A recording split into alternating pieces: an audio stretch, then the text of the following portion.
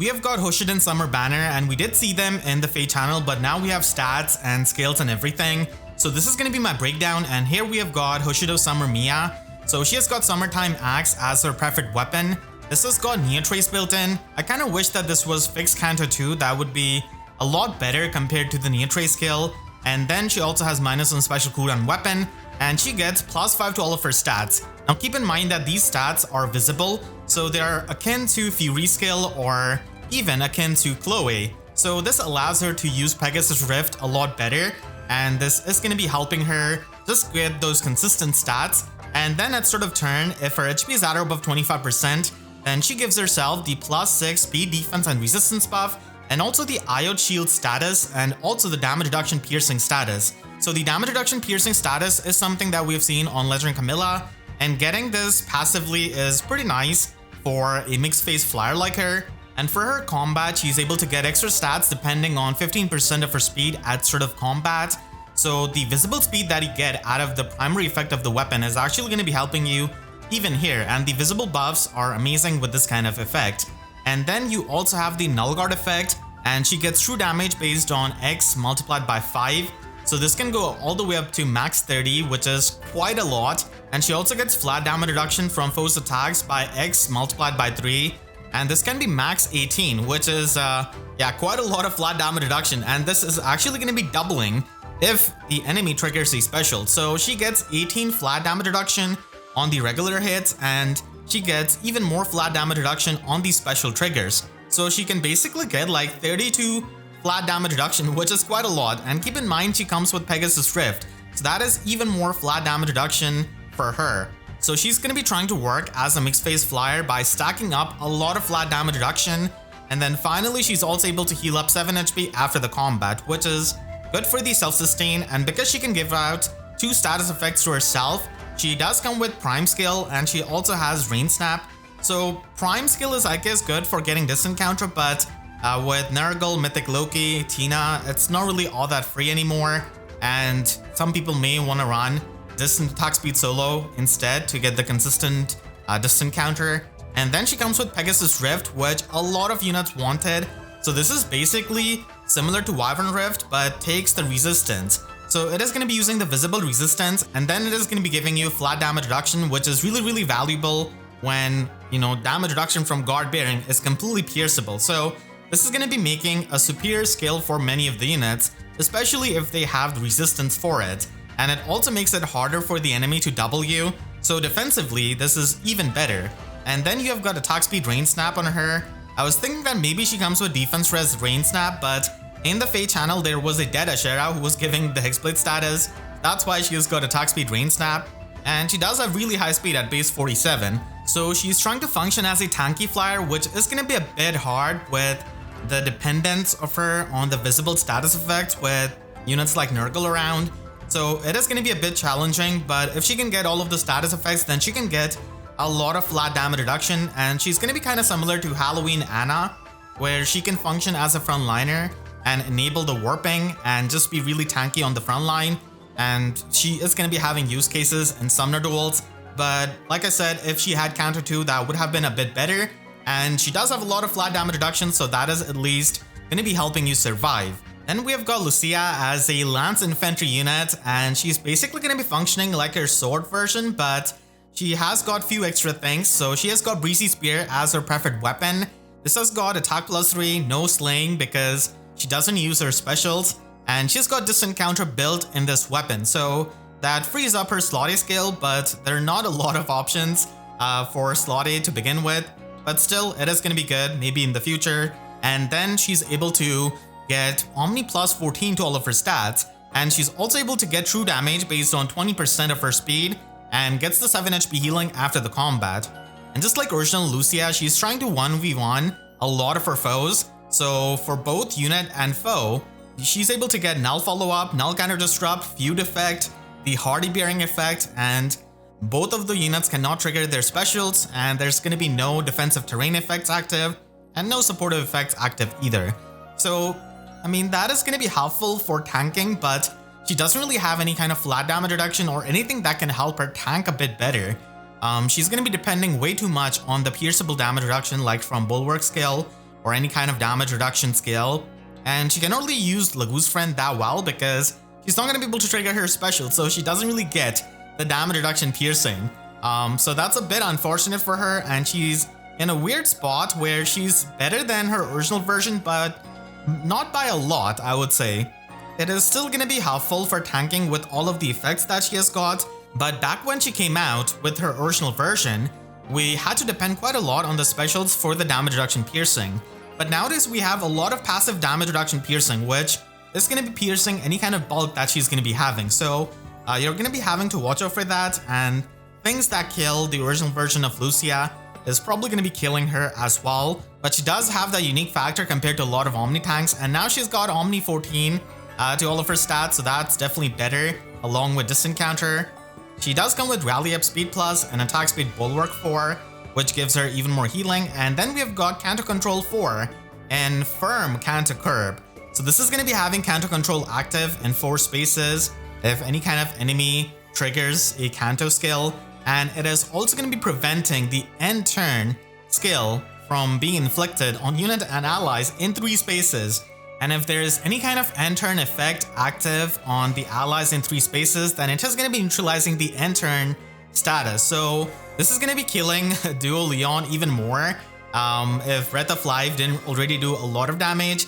And this also affects Duo Sather and regular Sather. And regular Sather in the Astro season is amazing for getting to the pots with Gale Force teams. So now you'll have to watch out for Firm Canto Curb and kill that unit first so that you can actually end the action of the enemy with Sather. So Sather is going to be a collateral damage as they're trying to aim for Duo Leon. And even if he uses his Duo skill, it is still going to be cleansing any of that status effect. And they're even coming after that, so we're going to be seeing this skill quite a lot in Summoner Duels and even in Aether Raid's defense, because like I said, if you use regular Sather, then you'll have to watch out for that. But I think its main use case is definitely going to be in Summoner Duels, where Duo Leon could still be seen, but I think that there's going to be an effect where a lot of people are going to be expecting this skill, and you're not using Duo Leon anyways, so it is going to be having an effect like that if you want to upgrade to Canto Control 4. I don't really like the end action status of Duo Leon and what he could do, but still this is a really oppressive way of countering something and completely just countering and killing it. So that is pretty much selling the solution to the problem if I've ever seen one. And Lucia is going to be having pretty high base speed at 46. Unfortunately, she doesn't really have a super boon in speed and instead has got it in the attack. And here we see Loki attacking Lucia, and then there's a Duo Sather who's going to be inflicting the end action status, but Lucia just cleanses that with her Slotsy skill. And then we have got Hoshido Summer Leo as the 4-star focus, and he's a colorless Mage Cavalier. I really think that at this rate, we're going to be getting some kind of Arcane colorless tome, because he's going to be stuck there with his Inevitable Weapon in Juicy Bucket Full Plus. So this is going to be giving you the +6 attack buff and the player phase guaranteed follow-up attack status. And in the combat, you're able to get Omni +4, and you also get true damage depending on the number of bonus status active on the unit and the foe ×5. So this is going to be max 25 true damage, which is quite a lot. So it is a pretty decent colorless tome for Leo, as he's going to be just stuck with this. And then he has got Still Water 3 and Fatal Smoke 3. So if you're trying to get the bridge fodder, then this is going to be really helpful on a lot of units. The final unit of this banner is going to be Harmonic Nephenee with Sakura, and she's a red flyer, and she's going to be having a couple of new toys that flyers can make use of. So she has got Fluttering Fan as her preferred weapon. This is going to be giving her -1 special cooldown, and if there's any kind of ally in 3 rows or 3 columns centered on Nephenee, then it gives her extra stats, and this is going to be basically Omni +14. And if any kind of space in 2 spaces of her has got any kind of Divine Vein effect or has a difficult terrain, then it counts as Omni +14. So this is going to be pretty good for getting that consistently. And the main difficult terrain for a flyer is going to be the Flame terrain of Flared Sparrow. It also neutralizes any kind of bonuses to foe speed and resistance. So that is Dealt Speed Resistance, which is pretty handy to have when you have a speed check in the weapon. And then she's also able to get special cooldown -1 before her first attack and before her first follow-up attack. So this is the special jumping akin to Rally Spectrum, and this is going to be an anti-scowl effect that you've got here. So we saw in the FEH channel, even against Valentine Mer, she was able to trigger her special and just kill Valentine Mer, and that is going to be really helpful as a nuke. And when she triggers her special, if her HP is at or below 99%, then you get plus 10 true damage on your special triggers. So this works really well with Resonance that she has got in her base kit, and then she's also going to be having the sweep effect if she has got more speed than the foe, and if there's any kind of ally in 3 rows or 3 columns. So the sweep effect is always good, but there are many of the null counter disrupt tanks like Emblem Ike and also Winter Pilot, and this kind of speed check is not really going to be helping you against the fast armors like Ascended Amelia, for example, that we have got. So you'll have to watch out for that. And then they also give support to the allies in 3 rows and 3 columns, and they basically give them null guard and special cooldown -1 jump before allies first attack. And again, if the HP of the ally is at or below 99, then they get plus 10 true damage when their special triggers. So it's going to be a bit harder for the allies to get that true damage on these special triggers if they don't have something like Resonance. But we're going to be getting Brave Bernie this month, so maybe we're going to be getting something to reduce the HP by 1 with her AoE effect. And then we have got Moonbow and Attack Speed Mastery as the Flyer Locked skill. So if unit has entered combat during the current turn, it enables Canto 2, which is really good. And now you don't have to run Nia Trace, and you can run something else in your slot B.